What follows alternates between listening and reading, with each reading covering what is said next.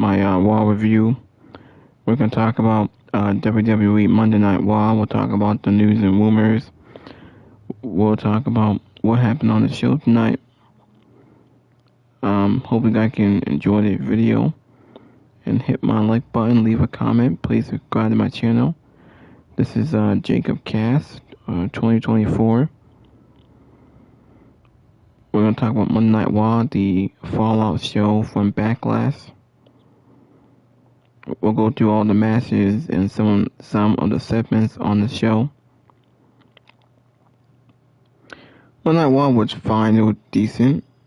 It was a lot better than SmackDown. There were some things I liked on the show, something I didn't like.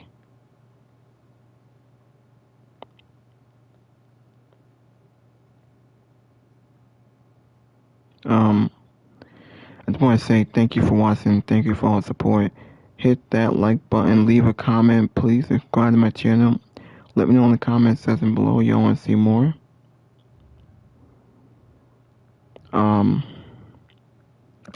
I thought that this was a great show here. Now this will be like an hour and 10 minute live stream. My video is sponsored by PlayStation. It's sponsored by Chris Smooth, The Rad Brad, and some of my favorite podcasters, Solomon the Sound Off, Fightful, Pro Wrestling, and JD from New York. There are some news and rumors that you wanted to talk about. But I actually want to talk about Monday Night Raw. Now, they put the opening show. The show opened up with The Vision and the Street Profits and Joe Hendry and a six-man tag to open the show, which was pretty good. And then we have Penta versus Javon Evans. Clearly they're going to be a fatal four-way because it just made sense to do a fatal four-way for the IC title.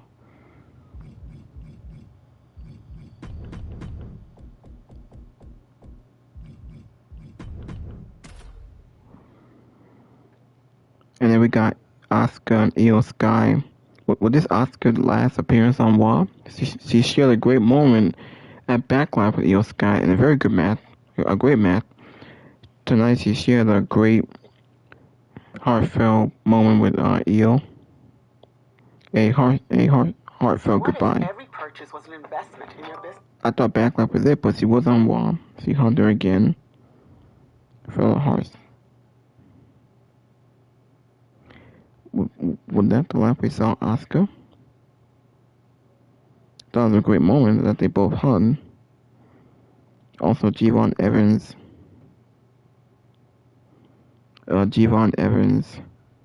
Actually, no, I think it was Javon Evans versus Rusev. Yeah. But I know that Rusev is not on the game, so they gotta use someone else.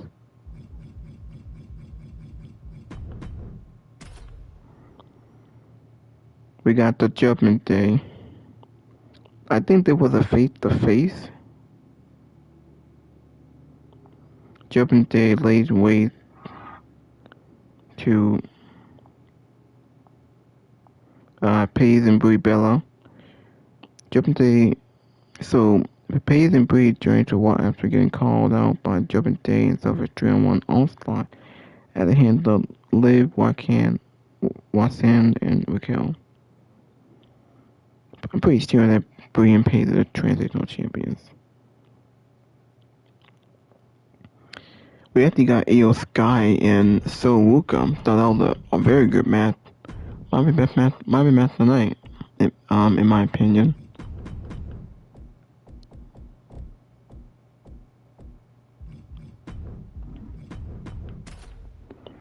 That was a very good match.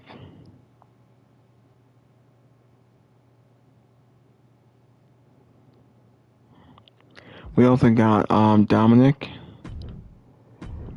Dominic defended the AAA Mega Champion. I think it was against Grande Americano. I don't think we have that on the game, the Triple Mega Champion.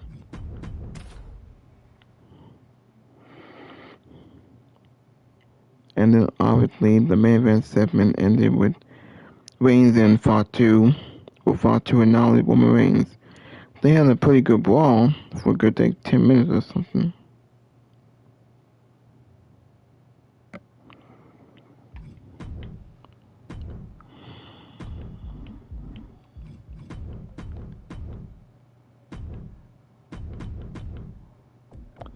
Now, the closing angle of Raw, Jacob Fatu then targets his cousin, Woman Reigns.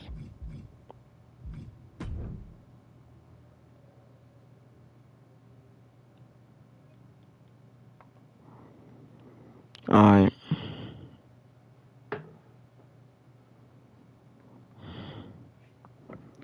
Well, might will show y'all some of the podcasters. Gonna show Steven Larson. Jacob destroys OG Bloodline.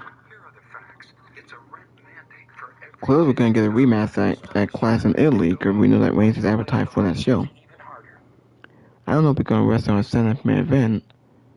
We do got another AAA show on May 30th. We have a match versus match with the two Grand Americanos. And we know that May 23rd, 7th-man event, they did advertise Division defending their World Tag Team Championship against the Street Profits. And then a week later, on May 31st, it's Clash in Italy.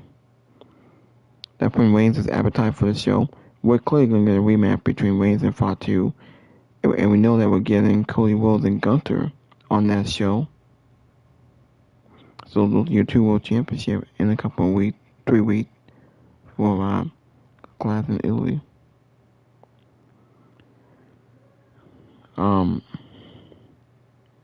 Now let's go over this show tonight. Hey, what the hell? Yeah, just rolled her up. Yeah, it was a clever finish. Along with Oscar and the Thumb, we got Jacob Fatu again holding that World Heavyweight Champ. Just stopped short of taking that Soul Snatcher. just did the pin on her. Lays on Akademi departure. Yeah, it was a clever finish. Along with Oscar and the Thumb, we got Jacob Fatu again holding that World Heavyweight Championship. Like the Backlash recap, not a spoiler. He didn't win it tonight. This looks a lot less like it. That I haven't touched in 15 years. So I always kept Maven Invaders. And I wanted to share it on one of these shows. And because of technology at the time, it doesn't work with Windows 10. So I was trying to figure out, how do you get JavaScript? How do you get this? How do you get this to work with Windows 10? And I'm trying. And at one point, I got the video, but I couldn't get the audio. Interesting of a holdover story as they could get right now. What's helping me with Raw is the fresh...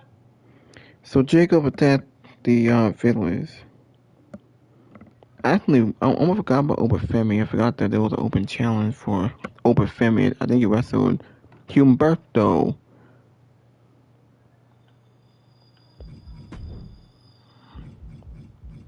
Obafemi. Yeah, I almost forgot about that. Obafemi versus Humberto.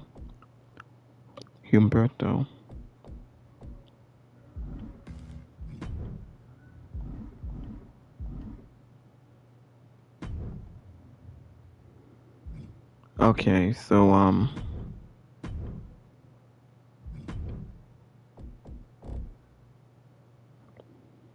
hold on. Yeah, Seth attacked Division, Jacob announces Woman Reigns, and Seth Rollins attacked Division. They're gonna continue their feud.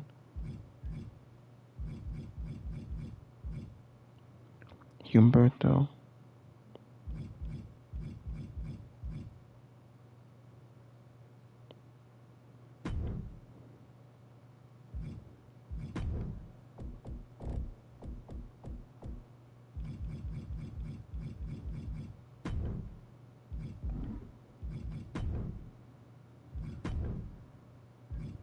Okay, hold on.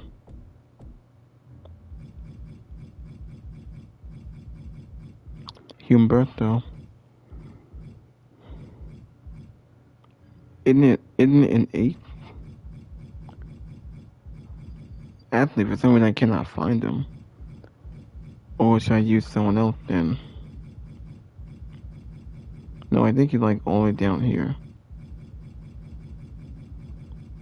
It might take a while. Sorry for taking so long. Trying to show y'all all the matches. I meant to put open family in this open challenge. He couldn't do it. He is advertised next week for another open challenge, and we'll see what that is. But man, they gotta do something fab with open family. There's Angel. Where's Humberto? Don't think have to use Angel. Oh, there he is, right there.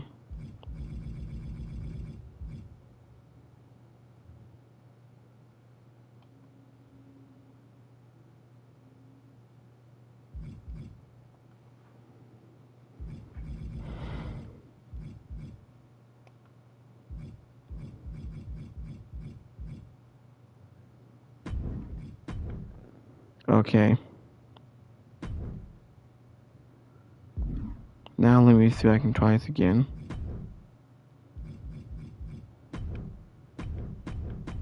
Alright. See if I can try this again.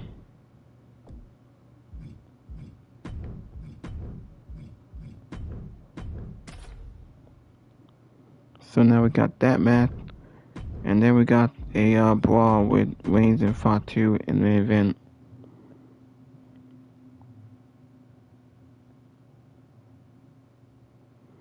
Oscar update.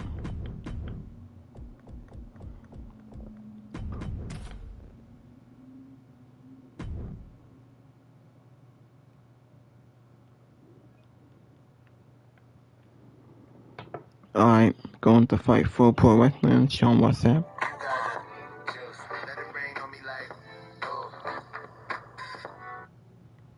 Okay. Rep Arena for SmackDown next weekend. I'm working with Rep Arena, which honestly is a dream to me. If any of you all know what Kentucky basketball is like, it's like a religion. So working with Rep Arena is something that means an awful lot to me. And you can use the code SRS. You've been complaining about those ticket prices, 2 for 1. Thanks to our good friends at Rep Arena and ya boy, Sean Ross Sapp. Use the code SRS and unlock that. Soul is losing. She hasn't really picked up a big win yet. And all other than just Fatu.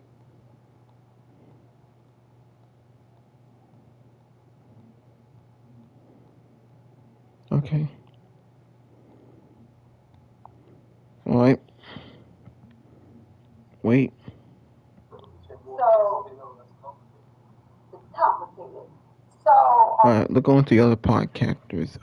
Denise Salcedo. It's not losing that title at least SummerSlam or beyond. I know that's how most of us feel, but the question is, okay, so then how do we protect Jacob Fatu at Clash in Italy? Without making him look like a dork. You don't want to make Jacob look like a dork. I don't want them to do that to him. So the only way is if he's outnumbered. But then there goes back the criticism of Roman can't win matches on his own. He needs help. And you don't want to do that either. Keep going back to that. I understand. I think it's impossible to make Jacob look like a dork, though, Denise. What? It's impossible to make Jacob look. So I like the. Oh, he's just thinking none of this licking. I don't know what a bad show looks like to you. I just. Bam! Took out Jey Uso. So he's that kind of babyface to me where dealing with no BS, this is the person that I trust who's not going to deal with no drama, nothing. I'm going to get this handled. And that to me is Jacob Fatu. So in a weird way, that kind of makes him a babyface to me. I feel like there's something missing, though. Like, I'm gonna mention a name, but I'm not saying. We're going to be like, oh shit, he defeated Roman. I guess what I'm trying to do is, like, have my cake. I'm attracted and... Angel Garza. Look, Sancho, We're not new here. We know how they've been doing with Humberto and Angel Garza. We know that. They had them go out there today on Raw asking for an opportunity. And I thought they'd maybe get like a tag team match of some sort. Then when they came out here, Adam Pearce, and he said, oh, nobody wanted to challenge you. By the way, yeah, now we know that the entire Raw roster are nothing but chickens. Way to go and make the Raw roster look bad, whatever. I thought to myself, okay, well, Oba clearly has to go back there and drag somebody out. Lo and behold, he did, and that happened to be Angel and Humberto. Now, here's the thing, Sancho. You and I, when this whole thing started, we thought, oh, we're going to be seeing people like Sheamus and Ilya and all these people that we came up with that we thought we were going to see wrestle Obafemi. Instead, he's been wrestling, I hate to use this word, but he's been using people that would be considered jobbers on the show. He faced Otis last week, had a little moment with Tozawa last week too, and then today Angel and Humberto. So I guess my question to you is, are you still liking this, or has your hope sort of gone down with what you were thinking was going to happen here? I think it's hard to say because if you're an Oba fan, I don't think you would like this. I feel like Oba should have been hot-shot into the main event picture, like hot-shotted towards the title at some point. Knocking on the door of Penta would have been interesting. I think what it is because for me, my Oba experience has been a lot of watching his NXT like PLEs, and those are 5-star matches, right? You could name all the multi-man matches that he had. They're incredible, and I think that's what I'm waiting for. I'm wanting to see, can he get that kind of same action on the main roster, and when we get met with the biggest comeback girl ever, and then she said, we're just all waiting around for another scandal for you, Paige. Oh, yeah, I did like the scandal line. It was the scandal line that I liked from Raquel, and the line from Roxanne that I liked was when she told Brie, oh, you set the bar so low for me. I used to be a Brie Bella. Yeah. What we got on TV, repetitive bloodline drama. Ober's open challenge is a fail. They keep wrestling jobbers and local challenge guys who stand no chance. You know, the more you keep doing that, it's not looking that impressive. Oldest, I think he wrestled Grayson Waller. Now he wrestling Humberto. He might wrestle Angel Garza next week. And who knows, Akira Kozawa. They pretty much rinse and repeat same old shit. Now, Open Family, because they don't want to rush him into a championship match. But he doesn't have a big feud. He can't wrestle someone like Omos or something. Braun Breaker's feud with Seth Rollins. Reigns and Fato are going to continue their feud. Open Family putting in jobbers every week.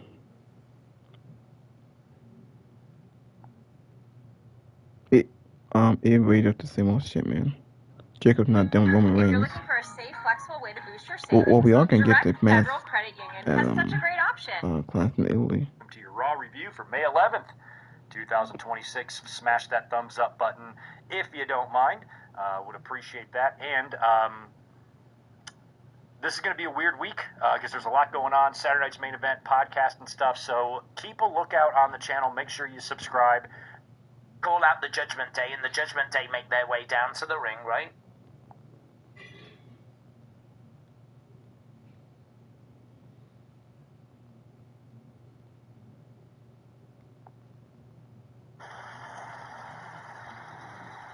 We could get a stipulation at yeah.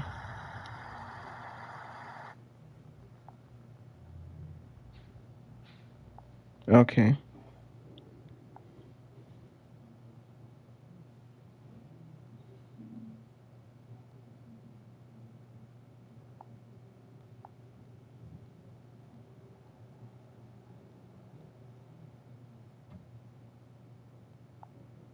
All right. Or they're in AAA. Yeah. But he just needs to. They need to get this thing done with. Like it's at the end of the month, I think. For the summer. Well, that's nice. You get to feud with your family. This is 11 weeks that Roman Reigns on.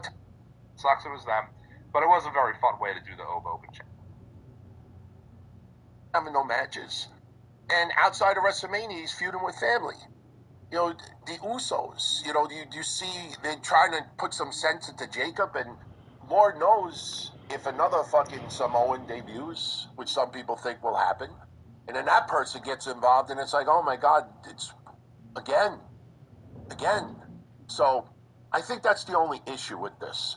But we opened up with Raw, and I guess I took a couple of thumbnails. Not too many, but, Roman Reigns is in the back. I'll tell you the truth. I don't know if anybody felt this way too, but when I saw Roman Reigns in the back at the beginning of Raw, and it was daylight behind him, I was like, it is kind of a rarity. Championship eventually, and maybe Dom eventually is going to be a world. Obviously, WWE did not want be in the tag division for a little bit, just to fill the division out one way or another. I look at both Raw and SmackDown as this guy had approached WWE and said stuff I gotta attend to, which were characters digging into the story. For me, that was always the great strength. Roman keeps saying over and over, there's a system in place and all this stuff, and you can't just be going off doing what you want to do. And that's exactly how Jacob Fatu operates.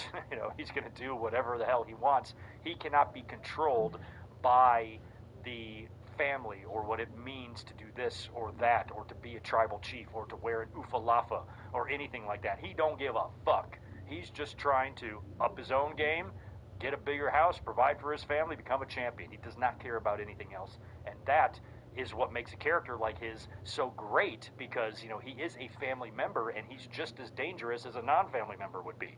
So you just can't, if you're in the shoes of Roman or the Usos or anybody else in that bloodline family that operates under that philosophy, Jacob is he's a loose cannon out there. Black sheep, if you will. I like him, though. Trey's in the house. Good to see you, man. So is Jay. We've got Brian Nino. Good to see you.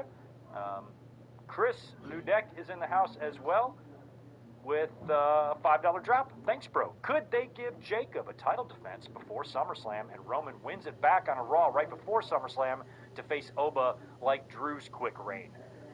They could. I kind of wouldn't want to see that, because I don't want to see anybody else beat Roman.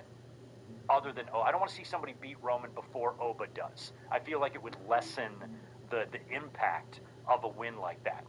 Roman's already going to have a pretty short title run, in terms of Roman standards, with this one, if he does drop it at SummerSlam. So it's already short enough in my mind. So if somebody were to beat Roman first, now you're giving Jacob a quick run, which, I don't necessarily, I'm not against hot potato and a belt as long as the situation, is right, or it works out. And in this situation, I think Roman, with that win at WrestleMania, just carry it into SummerSlam and let Oba beat you. If you drop it ahead of time, dude, you're from another planet, but you're stuck here till you find this magic sword. I probably should have left that part out. It just makes you sound a little very crazy. Skeletor destroyed our world. This is our home. I'm gonna fight for it. Is that all you've got? Masters of the universe. How does it feel to be the mighty warrior? Pretty great. Only Peter's true fat. Okay, sometimes soap is just soap. But sometimes it's the first everything shower since having the baby. Reminding her she's still her. Was shipped and shopped same day in the same way you would. No order is ordinary. Winner. But if he's facing Oba Femi, I kind of want that to be built up. Roman Reigns has only really gone down once, in the last 4 years or so, when Cody Rhodes beat him, and then last year, at WrestleMania, he also came up short in that main event. But he's still, a pretty unbeatable guy, so Oba Femi beating him, I think that would be very impactful, I should say. But anyway, let's get on with the show tonight. Let's talk about tonight's Monday Night Raw. The show opened up with Roman Reigns, of course. He's arriving outside, pulling up in a little SUV. He gets out. Adam Pearce is there to meet him. And Pearce is basically, concerned about this acknowledgement ceremony that Roman has planned for tonight. And he's telling Roman, I don't know if you want to do this. I'm not sure about this thing about Jacob being here. He put his hands on me, put his hands on my officials. He beat up a referee. I can't even have him here. And then, Roman's kind of like, I'm the one who said he could come here. Henry too. That Joe Henry being in this feud with Logan Paul will make his social status go up because Logan, the triple A for a little bit, be like, there's no one here for me. Let me challenge one of you guys. Like, come up here. To make it feel like Jacob is dangerous. Like, he tries to get Jacob out. I'm just saying, like, I feel like Roman's more than enough. I think Roman is more than enough to be the guy to help put over Jacob Fatu. I hear you, but I think what they're telling us is Roman is not enough to stop Jacob Fatu. No, I think what it is instead is it's a hurdle for Roman Reigns, and everything can't be easy for Roman Reigns. It's a hurdle. He's got to try to overcome Jacob Fatu, but maybe this time he can't. Maybe this is just one he's gonna have to face the music and say, I can't. Well, I mean, he did defeat Jacob Fatu at Backlash, but maybe he can't control him. He can't keep the beast down. But that sounds like a babyface thing. You don't think a heel will do anything in their power? Well, unless he just goes out there. Okay, fine. Then what if he just tries to dodge him? And that within itself makes Jacob Fatu look even stronger because, oh my God, the almighty Roman Reigns does not want to face Jacob Fatu. Damn, he's scared. I think that's what I'm asking. How can we make Jacob, like not just be the babyface in this match, but, like, push him to the point where he can be top-tier babyface? Does that make sense? Roman. I know, it's hard for us to buy and believe right now because we're like, oh shit, it's Roman. That's why if he does defeat Roman, we're going to be like, oh shit, he defeated Roman. I guess what I'm trying to do is, like, have my cake as well. Does that make sense? Like, I want your cake and eat it too. Yeah, I want Roman to win, but put Jacob in that stratosphere of the next. You gotta take a chance, man. Because right now, if you look at it, it's interesting because while Jacob's on this rise, where's CM Punk? They put him on the shelf, right? They don't want CM Punk roaming around. They don't want CM Punk being seen because it seems like they're trying to get all the juice out of this Jacob run right now. Like, it's all gas on this one, so to speak, because they have to get Jacob up to that level because once Roman leaves, Jacob has to be the one that kind of pushes everything forward because they tried with Solo, wasn't working with Solo. They tried with Jay, didn't work with Jay.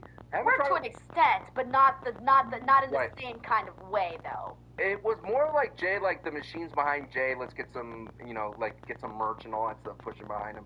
The booking was strong for Jay, but, respectfully, Jay couldn't really take the ball all the way to the end zone. But Jimmy is going to be busy for doing other things, but still, I think this is the opportunity to put Jacob Fatu in that new stratosphere. And I think what I'm going to be looking forward to the build in Clash is to be like, what are they doing to do that? Solidify that, Right. I think this is why, I don't know. I mean, it would be a shocker. It would be an honest-to-God shocker if Jacob Fatu defeated Roman Reigns at Clash in Italy. I don't think it'll be clean this time, though. I think you will have Jimmy come out this time around at Clash. Maybe. I don't know, man. But this is going to be interesting. It's going to be interesting to see what they do here because I don't feel like Jacob Fatu could lose again at Clash in Italy. It would just take too much. I mean, at one point you're going to be like, all right, dude, you can't do it. You can't defeat Roman. And given how much attitude and how fearless he is out there and how street he is when he's out there, you can't have him lose back-to-back to Roman Reigns. What if, speaking of recruitment, again, I'm just throwing out the things that the WWE has presented. I'll leave it to you. All right, guys, you know how it is. Whenever we're needing to get a little bit more focused, we reach for free. 15 milligrams right here, okay? And you throw in things that slowing down Jacob Fatu. I'm just simply saying there's a lot more obstacles in Jacob Fatu's way than is presumed as. I'll take anybody on. He has zero fear. You could challenge Penta if you want to. You could go ahead and challenge, go to SmackDown. LA Knight. I'll take it. No, for, like, dead ass. Like, yeah, real. I know. Dead ass, it would make for me real. Good, yeah. I'll cut a promo. One after one. One after.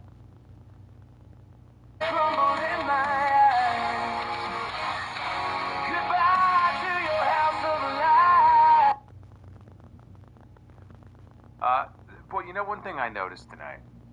There was one person in particular missing from this show. And it didn't really hit me until tonight how much of a nosedive this show has taken since he has disappeared. And that is CM Punk. There's been no CM Punk over the last at least 2 weeks, maybe 3, I think 2 weeks. And his presence is missed on this show. I don't know if we're going to see him on Raw again. I still feel like when we do see him again, he'll end up on SmackDown. But man, this, whew. What a slog this show was to sit through, especially the first half. There was more that I liked in the second half than the first half. But like the first 90 minutes or so of this show, man, so boring. Just so boring. And look, the quiet crowd didn't help, but at the same time, there were a number of things on this show I don't necessarily fault them for. And then there were a few other things where I wish they were more excitable than they were, and they weren't, and it just sounded like we were watching Raw in a library, and, you know, that doesn't help. But I can't blame them too much. I'll tell you what also doesn't help. We did not have a single women's championship match at Backlash, one of those titles being the Women's World Heavyweight Championship. Now, Stephanie Vaquer is out with a legitimate injury, so we don't know when she's going to be back. It's going to be at least 6 weeks. And so I'm sure we would have ended up with a rematch between Stephanie and Liv.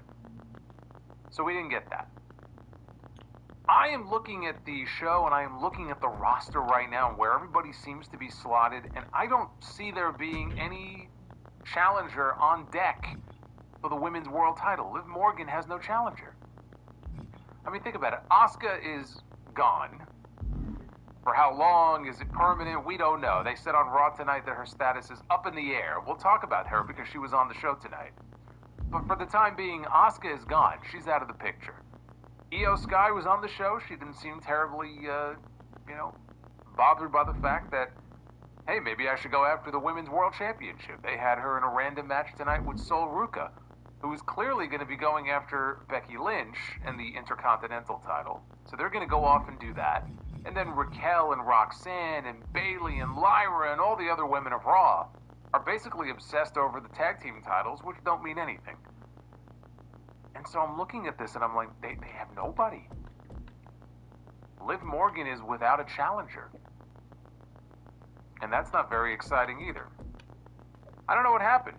I felt like the Raw Women's division was kind of in a pretty strong position there. And not to say the entire division isn't, but as far as the top of the card, it just seems very barren right now. And they're going to have to work on that. They're going to have to do something to fix that because I don't know what they're going to do. They certainly didn't hint at anything tonight as far as Liv Morgan is concerned. Maybe it will be Io.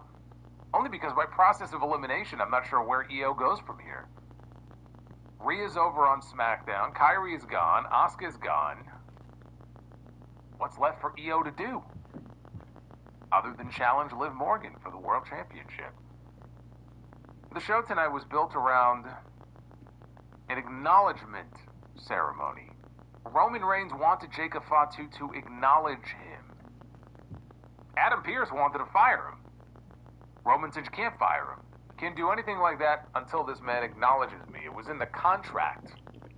It was stipulated in the contract that he signed that he must acknowledge me if I beat him.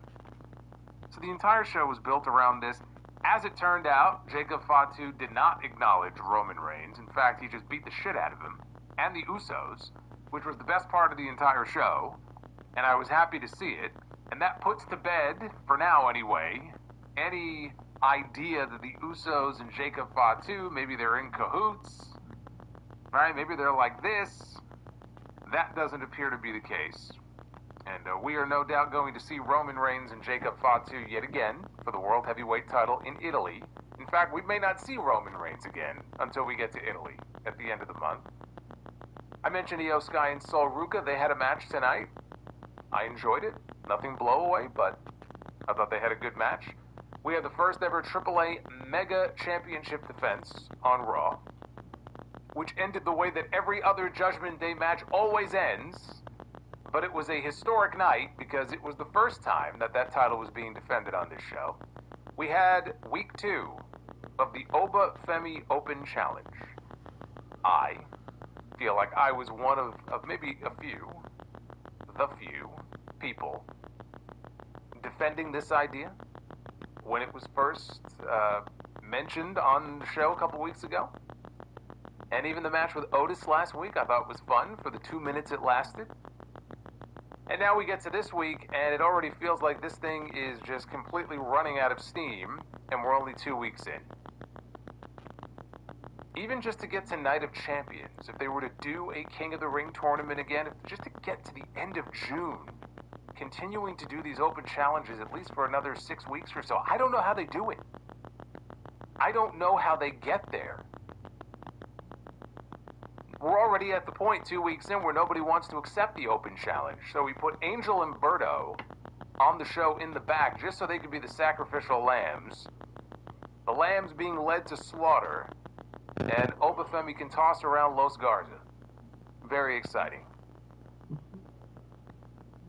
I kind of feel like a dope for defending this idea, if this is what they had up their sleeve.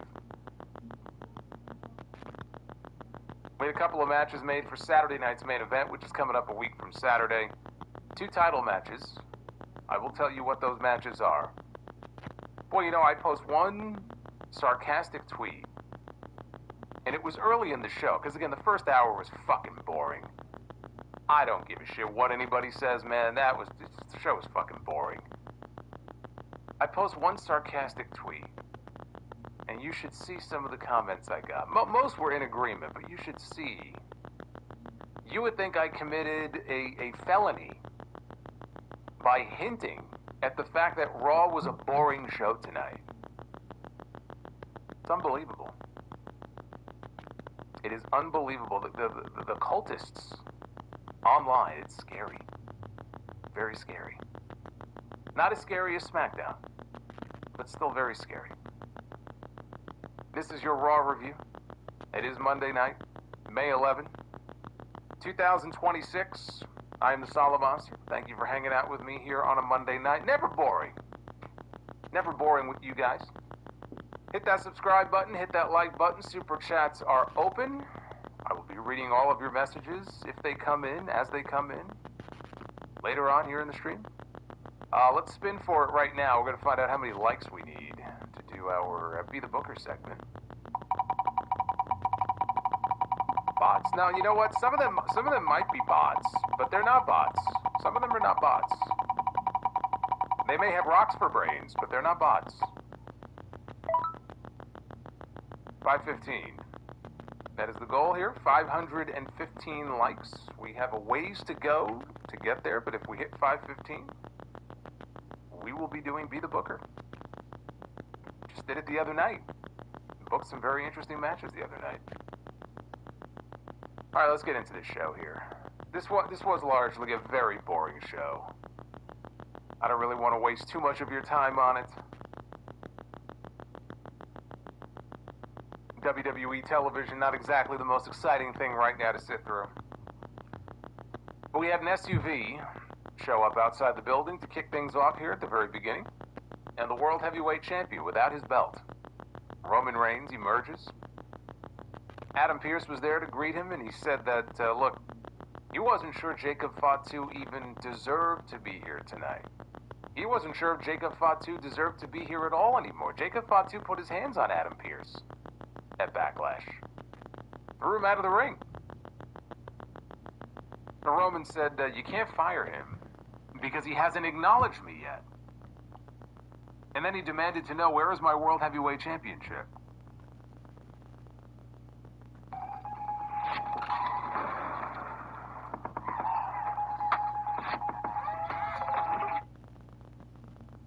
As always, I'm your host, Alex, just Alex.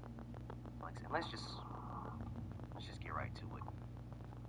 Usos and Roman, it was all building to Jacob's eventual arrival. Remember the way Backlash ended on Saturday. Jacob Fatu lost. Shred of creativity.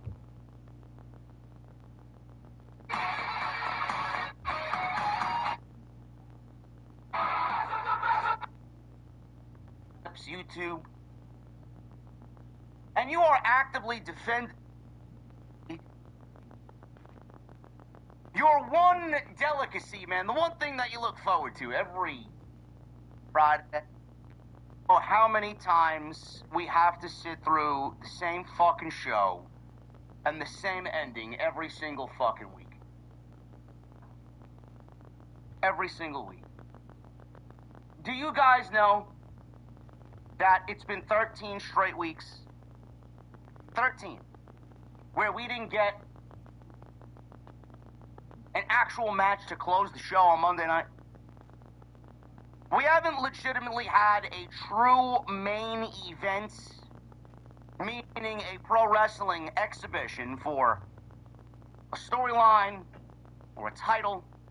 13 straight weeks where we did not have Monday Night Raw go off the air with an actual wrestling match.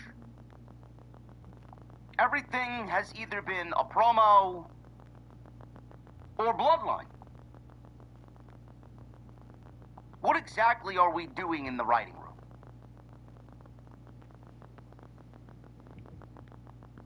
And then when we get these Bloodline segments, you know, all the half-witted morons on social media, they love to cry cinema.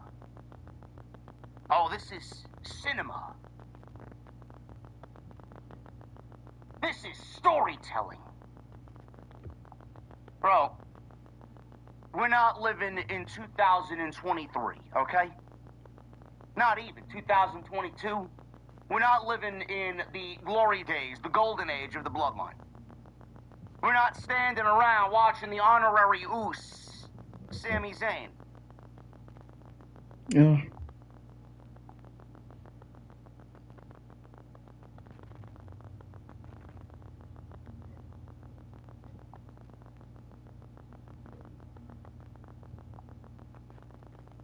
Fucking the fuck out.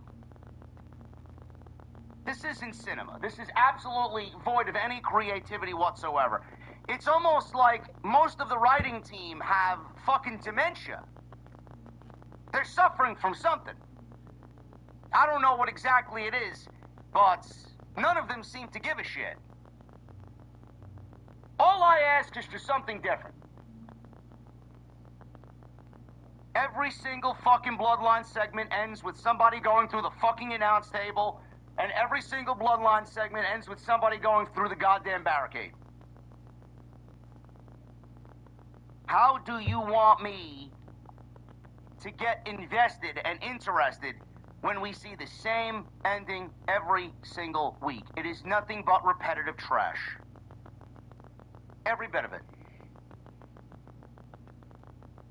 We already established Jacob Fato is a savage. We have already established that Jacob Fato is summoning his inner Samoan bulldozer. Did we need to go and do that all over again after we just got that same fucking ending at Backlash? The only thing different that they did was put Roman through a table. Another Samoan goes through the announce table, man. Oh, man! Man, that's gonna be up for an Academy Award somewhere, huh? You know what we need, Paul? We need another Samoan going through the announce table, pal. This show sucks. This show is awful. Yes, we're gonna start calling him Triple GPT. It's exactly what we're doing. Jacob Fato was already established as a heel. Jacob Fato was already established as a killer. Meanwhile, WWE just ran the same angle back again on Monday that they did on Saturday.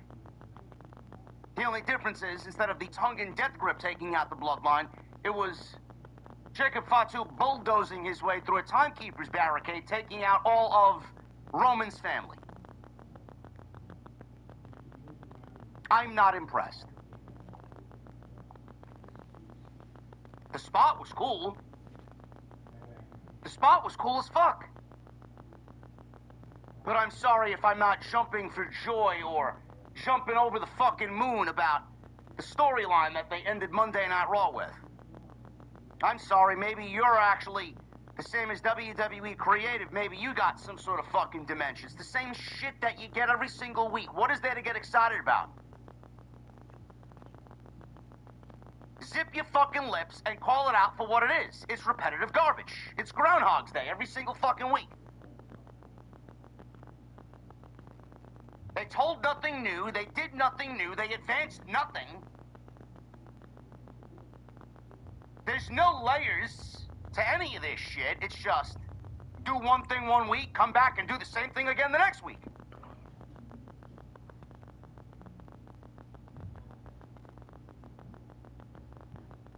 The only thing is, if Roman Reigns is written off television in June, I can't imagine this attack is going to keep him out all of May. We have 2 major shows coming up left for WWE. One's a Saturday night's main event, and the other is Clash in Italy. Now, I don't know if they do Roman versus Jacob Fatu at Clash in Italy, because we can't clash with Cody's ego. We don't need that problem. That's going to cause some internal politics. Who opens and who closes? They'll probably just save Gunther and Cody for the main event for Clash in Italy. We may be booking Roman and Jacob Fatu as the main event on Saturday night's main event, which will probably end in a fuck finish, because if there was a championship title change, it ain't happening on a Saturday night's main event in fucking Indiana.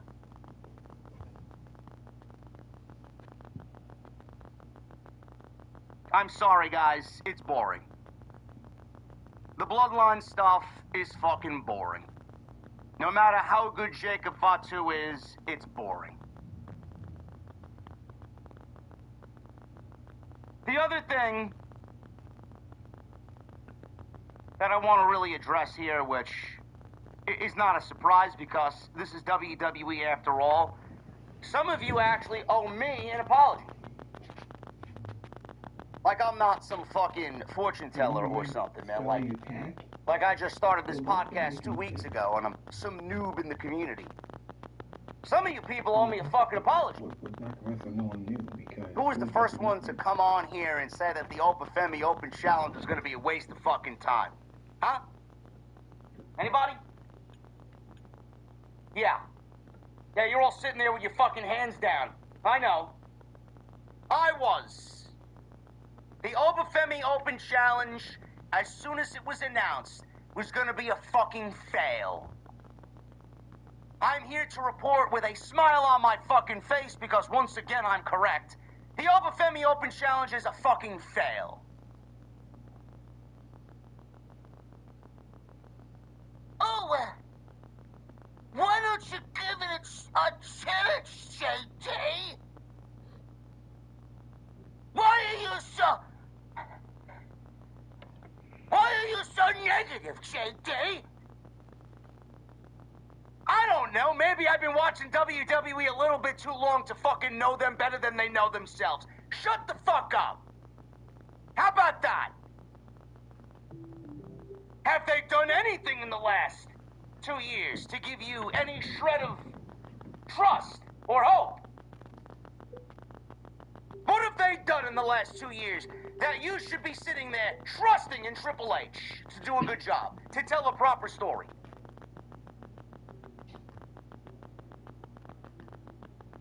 We are 2 weeks into this open challenge, and WWE is undoing everything that they did by Oba beating Brock Lesnar.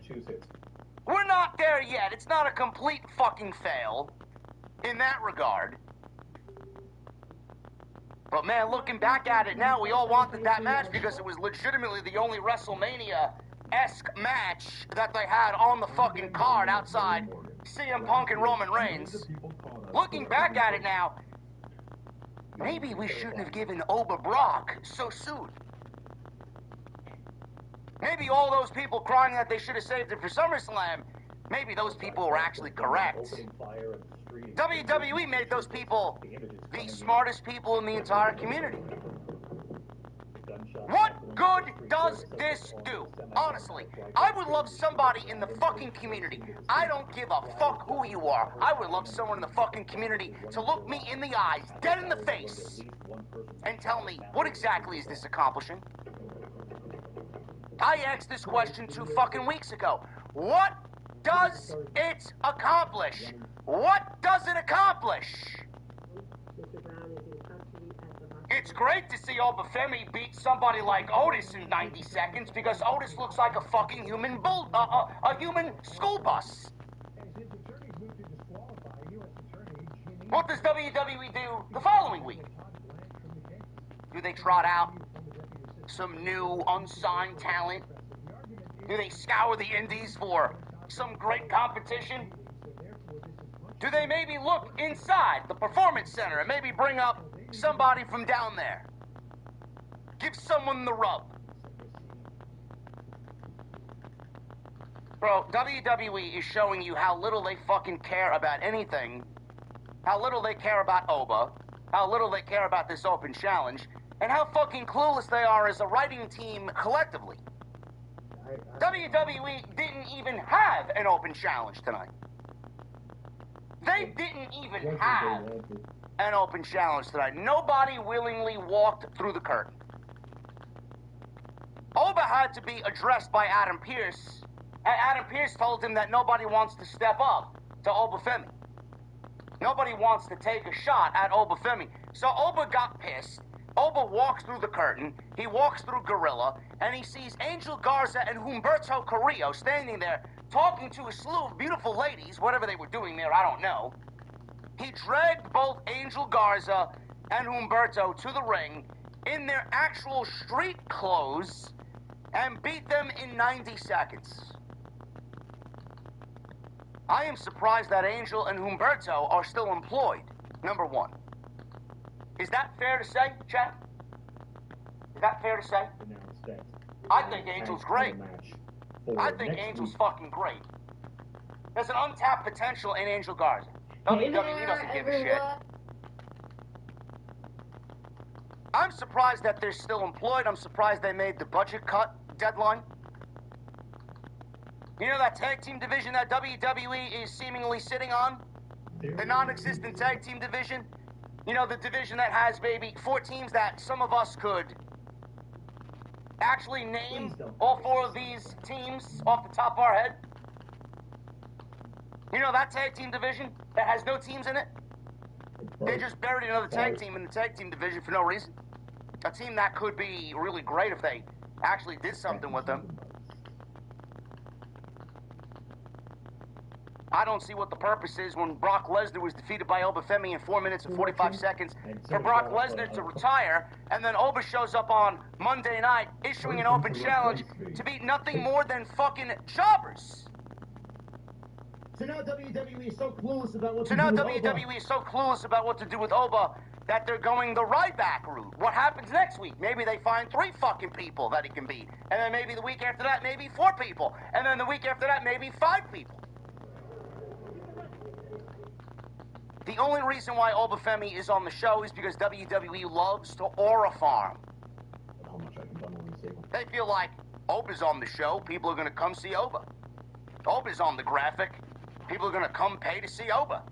Then Oba's on the show and they take fucking 5 minutes with his entrance because they love everybody barking and fucking chanting Oba like a bunch of fucking mindless zombies. And then he struts to the ring and he does his thing, and 6 minutes later we get the fucking bell ringing, and then in 60 seconds the match is over. What does it accomplish? What does it accomplish?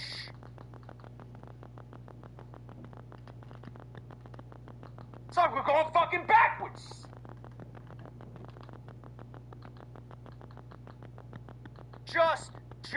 Please, just bring out Omos. Just bring out Sheamus and end this fucking garbage, please. Just fucking end it. What's next week? Who's he gonna wrestle next week? Tozawa?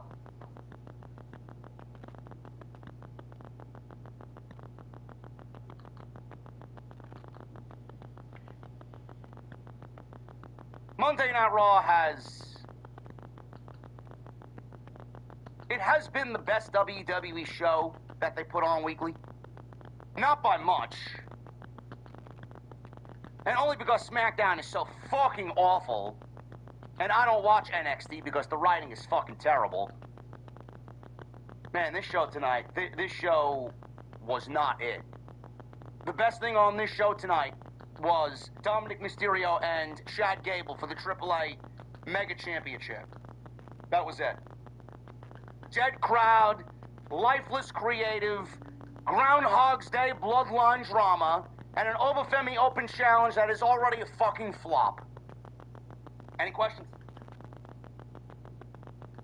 If you enjoy this shit, man, God bless you. If you think this is good television, God bless you, man.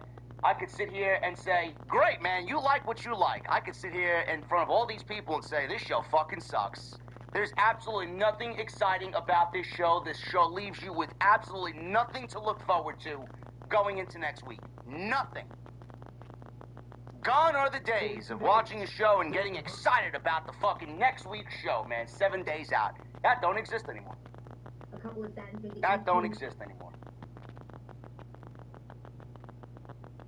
Dr. Ashish. We're going to try and talk about this show. Get through this review tonight the best way that we can.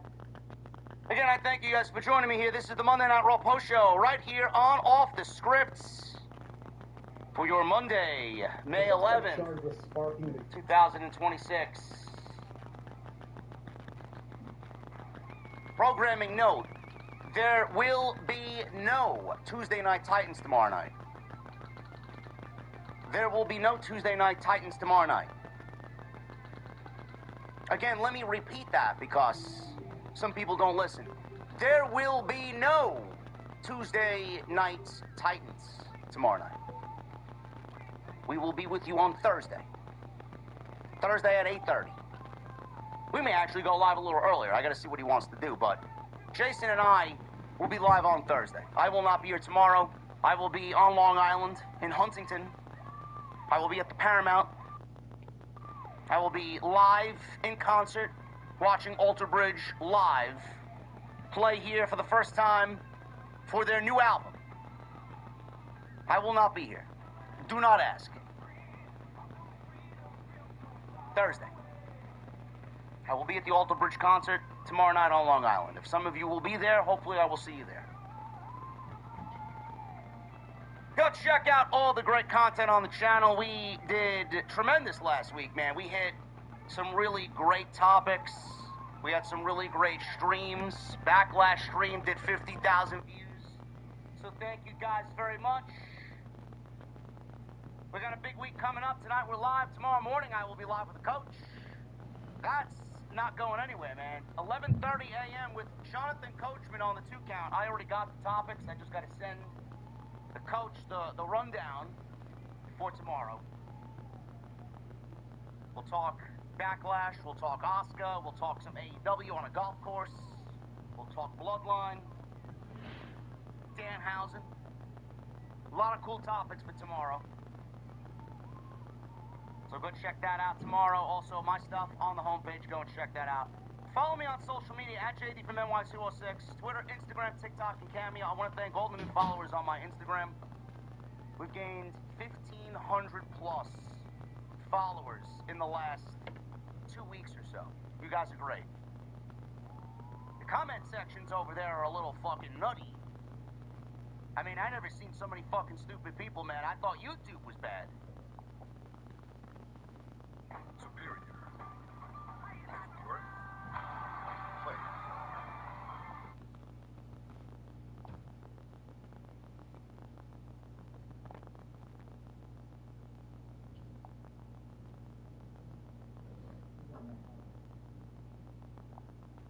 Roman should leave Fatu alone. Roman said, we made an agreement. Fatu put his name on the contract. We were men of our word. If Fatu couldn't respect his own family, there would be no respect from those on the outside. So he said Fatu had to acknowledge women. I would think Io was in there somewhere. So good rub there for Sol Ruka. Good outing for her. She looked great. And I love me some Sol. That's for sure. Then, after Jimmy had his little conversation with Roman Reigns, he heads out to the parking garage where Jey Uso is hanging out looking very paranoid about things. I don't know who he's looking at. Probably looking at you, Trey. Although Brian needs... And everything, they had 2 things announced. The Obafemi Open Challenge continuing, and the Roman Reigns Jacob Fatu acknowledgement ceremony. Nothing else for this show was announced. So imagine throwing this match out there completely unannounced, like, oh yeah, by the way, we're having Io Sky against Sol Ruka tonight on the show. Sure. Why not? First, we flash back to last week when Becky Lynch interrupted Sol's contract signing ceremony They did some very slick editing on this to actually make the Soul Snatcher. And Jay is on Jacob Patrol. So Jacob is coming to the arena at some point. Jay's out there waiting for him. I mean, there's a lot of entrances to this building and a lot of ways you can drive in. I'm glad that Jay is so confident that this championship. It's kind of weird, huh? Why doesn't Roman have his belt?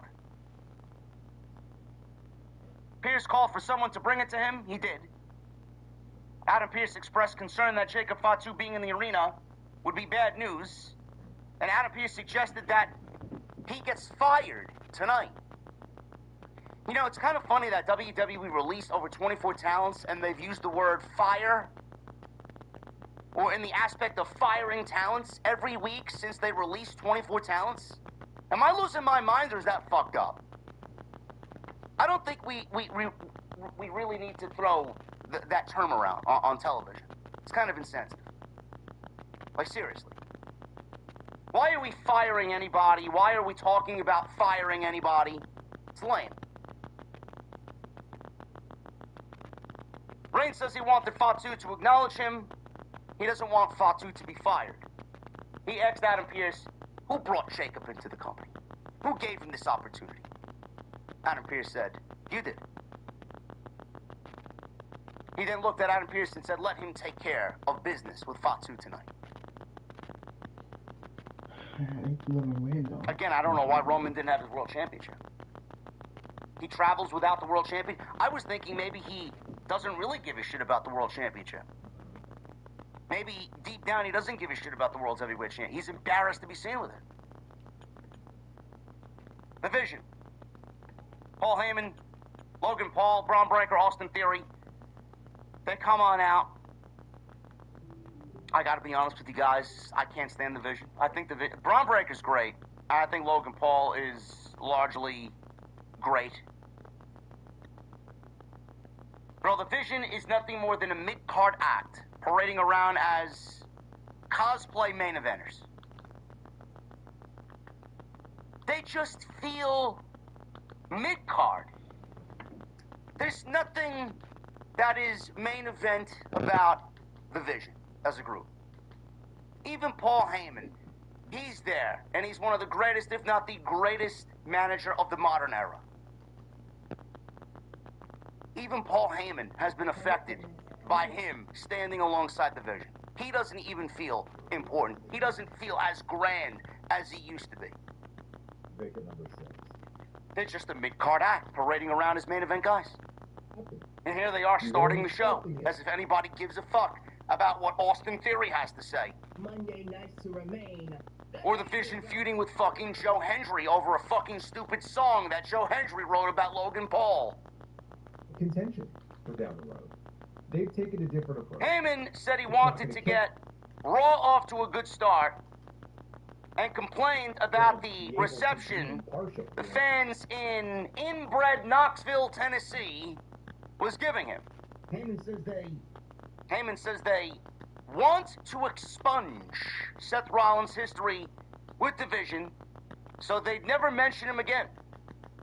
I would love to expunge half of the writing team from this fucking show because it's awful.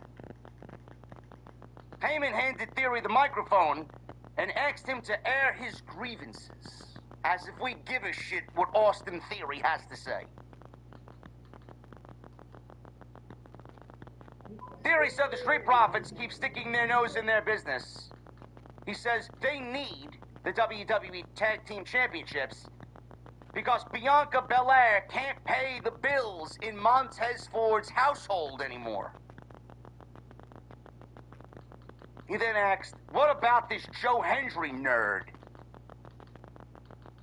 So out comes Montez Ford and Angelo Dawkins. The Street Profits come on out. Montez is angry because there was a mention of his wife. He said since Bianca is taking care of the baby, someone had to come to Knoxville and whoop their asses.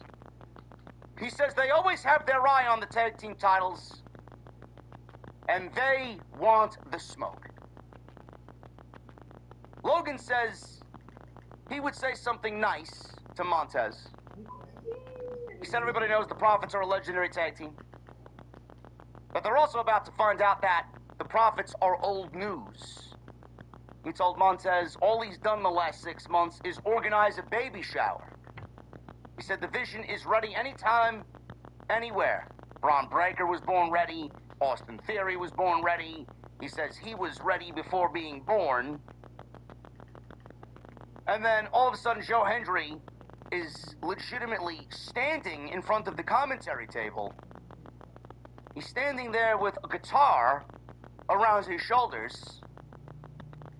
And he starts strumming the guitar, singing, "Fire Logan Paul. Paul, Paul, fire Logan Paul. Paul, Paul, fire Logan Paul." And then he has the crowd start singing along. Corey Graves was on commentary changing the lyrics. Paul, Paul, admire Logan Paul.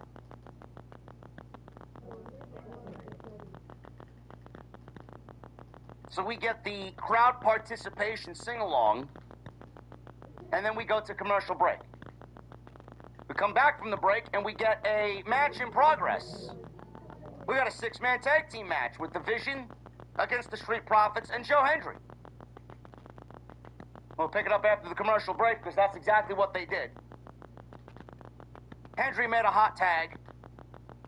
Ford and Dawkins, they take Breaker out. Ford wiped the Vision out with a flip dive.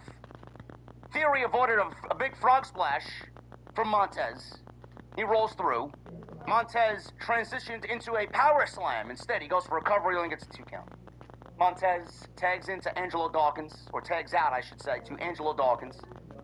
Profits are working Austin Theory double team. Paul knocked Montez off the top. Hendry comes on in.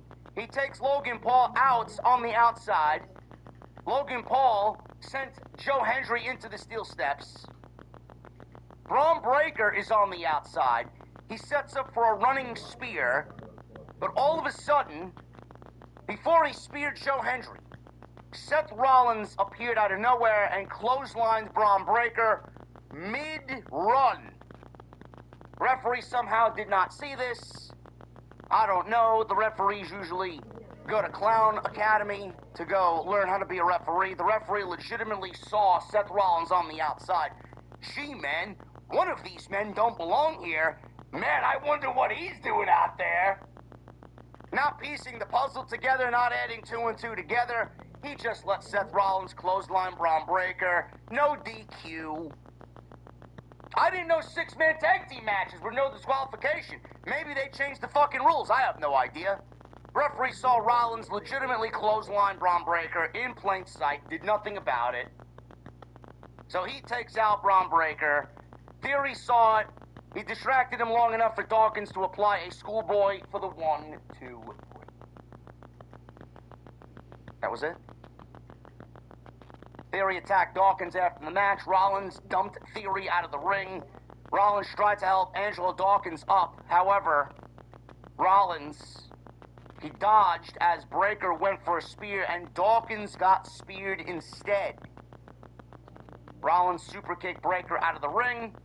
Ford saw Dawkins down on the mat, and he gets into an argument with Seth Rollins. Now, the story here is Rollins wants to help the Street Profits take out the Vision and have the Profits win the Tag Team Championships, because the Vision own the Tag Team Championships, and he wants to see them without the Tag Team Championships, as if they mean anything to anybody.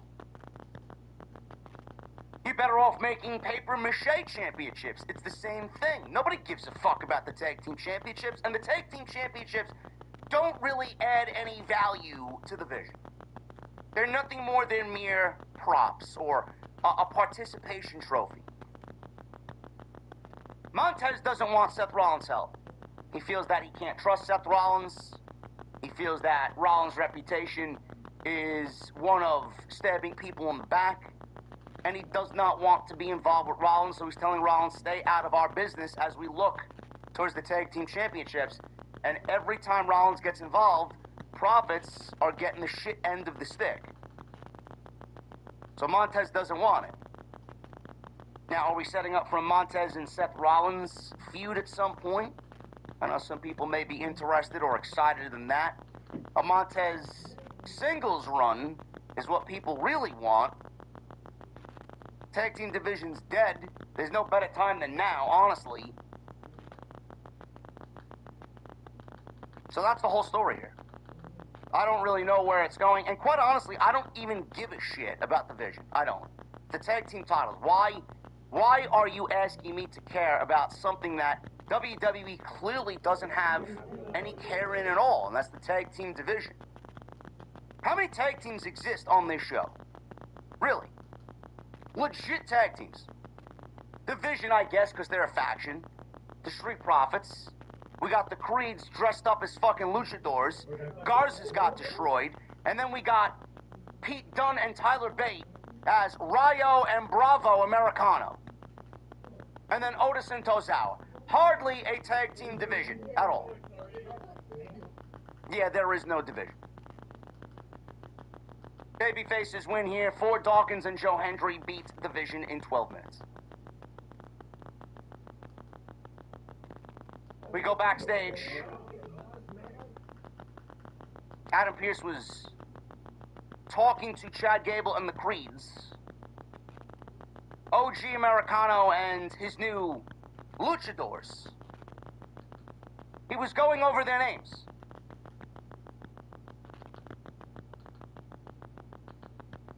So, their names are Brutus and Julius, the Creeds. Gable has now renamed them Bruto Credo and Julio or Julio Credo.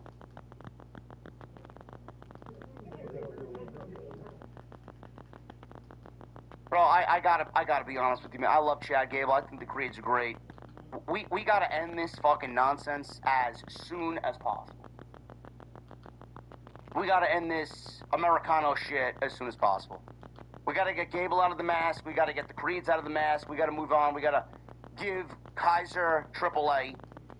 We gotta get Pete Dunne and Tyler Bate out of the masks. This shit sucks. This shit's gotta go.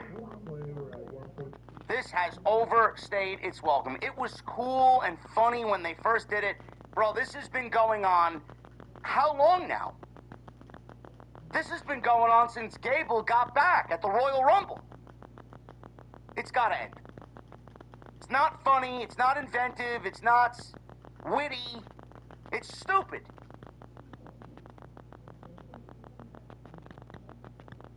So we went over their names. Liv Morgan interrupted and asked what he has planned for the hottest star in professional wrestling, Dominic Mysterio. Gable took issue with Liv interrupting him because this was his time and he was talking lucha business with Adam Pearce. He says their topic was serious. Adam Pearce didn't think so. Dom told Gable, "You're not even a real luchador." They argued, and Adam Pearce told them to calm down. He said, Dom is the AAA Mega Champion, so you want a match? You're going to defend that championship against El Grande Americano tonight. Dom said that's not what he was looking for. So Pearce turns and walked away. He walks into Angel and Berto. They said they want an opportunity outside of SmackDown. Adam Pearce then said, you guys came to the right place. Walk with me. Talk with me. I'm not sure coming to Monday Night Raw to find an opportunity away from Friday Night SmackDown was best for business. For the Garzas.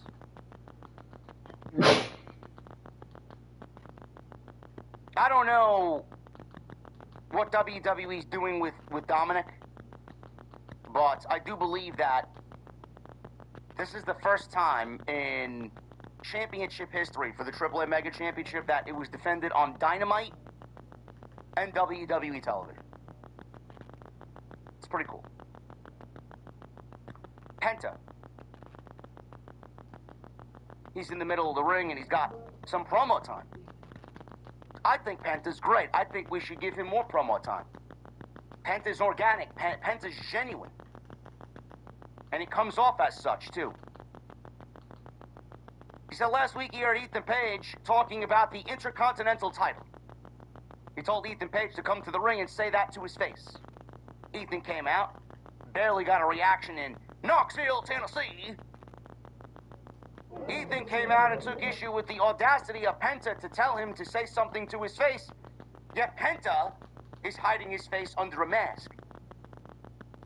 He says he is part of the greatest country on planet Earth, Canada.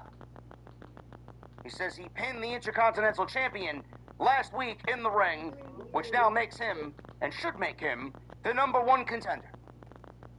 He told Penta he might be scared to lose to him again. Penta offered him a match. We don't have to wait. Let's fight right now. Ethan Page told him, whoa, whoa, whoa, whoa.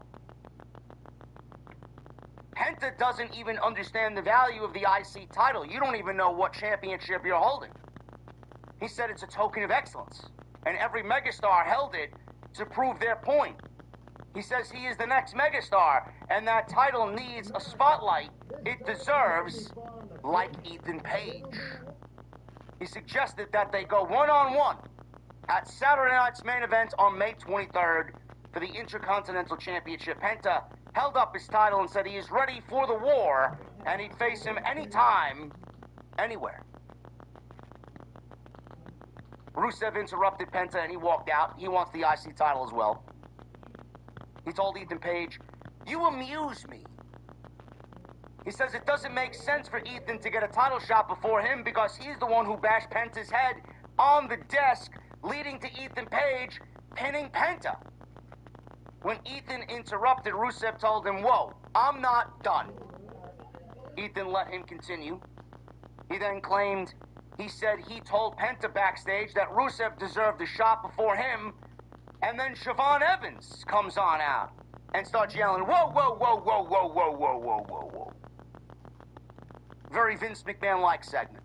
Penta starts the promo, Ethan Page comes out to interrupt, then Rusev comes out to interrupt, then Siobhan Evans comes out to interrupt Rusev. Bro, these segments are so fucking overdone. It don't even sound good. It don't. I complain about this every time I see something like this happen. Penta comes out, cuts a promo. Out comes Ethan Page. His theme music hits. He comes out, interrupts Penta with the promo. Rusev's theme music hits. He comes out, interrupts Ethan Page. Siobhan Evans' theme music hits. He comes out and interrupts Rusev. Bro, if there are things that we don't need to adopt from the Vince McMahon era, it's this. Rinse and repeat. Just over and over and over again. Interruptions and interruptions and interruptions. And then it sets up a match. This company lacks any, and I mean any, sort of creativity. Now, anybody looks at this as captivating television. It's unbelievable to me. Bottom of the barrel, low effort television.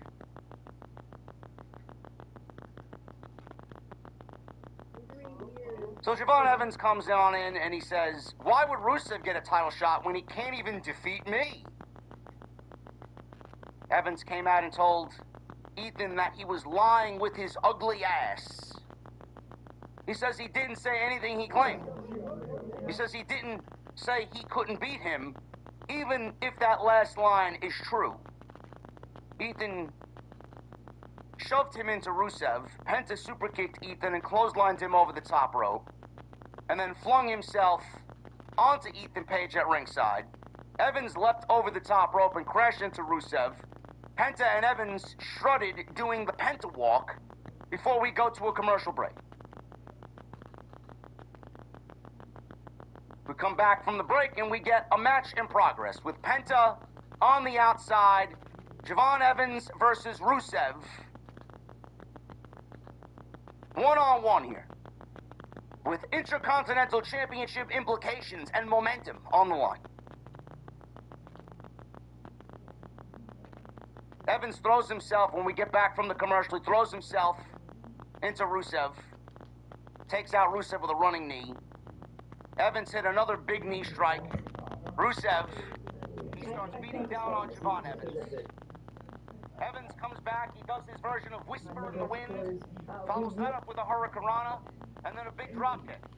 Rusev blocked a suicide dive attempt by Javon Evans and gave him a fallaway slam onto the announce desk. Not really that exciting. We go into another commercial. Evans comes back, hits a big springboard clothesline for a 2, which looked good. Rusev cut him off. Uranagi, much good kick. Rusev kicks out. Evans, or not Rusev kicked out, but Rusev was in control here. He goes for cover on Javon Evans, and Javon Evans kicked out. He yelled into the camera, he's a freaking child.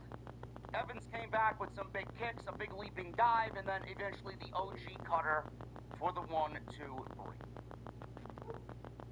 So Javon Evans beats Rusev clean. What does it mean? I don't know.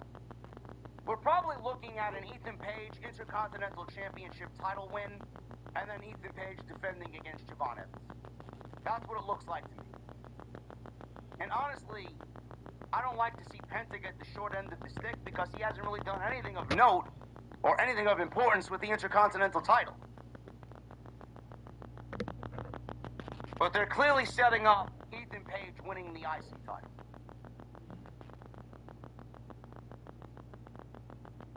We had a backstage segment with Asuka and Io. This has been a topic of discussion coming out of Backlash. Asuka and Io had a banger match that went 20 minutes at Backlash. At the end of that match, Asuka and Io embraced and had a very heartfelt moment. Asuka was seen waving goodbye and kissing goodbye to the fans, and it felt like a send-off. I actually uploaded a video today talking about this topic. It's on the homepage today. Go check that out. Where I talk about what this means and what I think it is. Now, they had a segment backstage. Asuka hugged Io, and she told Io she was looking for someone to take over her position, and Io is that woman. It happened at Backlash. She proved herself to Asuka, and she said she's glad that it's Io. Io said even when they fight, they will always be family. She told Asuka goodbye. Asuka kissed her forehead, walked away, rolling her suitcase out of the venue, and Io looked back, took a deep breath, and Asuka had left the building. Now, I don't know what's going on. I hear conflicting reports saying that she's semi-retired. I'm hearing reports that it's personal reasons she's stepping away for a little bit. Nobody knows.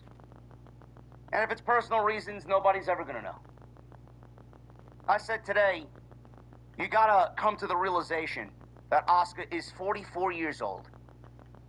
We just got done with WWE cutting 24 talents in a post-WrestleMania budget cut where TKO needed Triple H and Nick Khan to shed millions because TKO is drowning in debt after buying WWE. The releases didn't stop after that first week. We went into the next week, and then we got Tonga Loa, JC Mateo, and then the New Day. Then we get the reports that talent were being asked to take pay cuts. You either stay, take the pay cut, or we can grant you your release if you say no, but you're going to be walking out of the company with a 90-day non-compete. Asuka has served WWE for 12 years. She's 44 years old. There's nothing more that this woman could do. Multi-time women's champion, Money in the Bank winner, Royal Rumble winner, several-time over tag team champion. What else does Asuka need to do here? She's already a Hall of Famer. I have a feeling that WWE asked Asuka to take a pay cut. Now, I could be wrong. This is just me speculating. Due to her age, I think WWE asked her to take a pay cut. She may have gone home to contemplate what exactly to do next. And if I'm a betting man, I'm gonna sit here and tell you with a straight face that I think Asuka was pretty fucking pissed off that they let Kyrie go, and all the TV time that they gave Asuka and Kyrie and Io to tell this story, to release Kyrie and Asuka have to fucking finish this thing up without Kyrie, finish it up with Io. I think she was fucking pissed. I genuinely think TKO killed the passion in Asuka, and she's got to go home and recalibrate. It's just not a fun place to be anymore. I can imagine it's not a fun place to be anymore. She's probably got a roller coaster of emotions. They fired Kyrie and left her without a payoff. How would you feel? This is more than just what we see on screen. All three of these women know each other very, very well. They are family. To see Kyrie go just like that in the blink of an eye and then kill the storyline off after spending months telling the story on television, how would you feel if you were Asuka? How? So if she went home for personal reasons, for being frustrated with the company and losing that passion for what she's doing, I don't fucking blame her. Who would? I am. And I wouldn't be surprised if WWE offered her a fucking pay cut as well. Because that's exactly what they do, especially for someone her age. God forbid they released outright Asuka and Kyrie. Can you imagine the fucking outlash on social media if WWE released Asuka? Can you imagine? I mean, it was bad with Kyrie. Asuka would be on a completely different level. We don't know when she's coming back, if she's coming back. The reports that went out yesterday said that people in the WWE feel that Asuka has not wrestled her last match with WWE.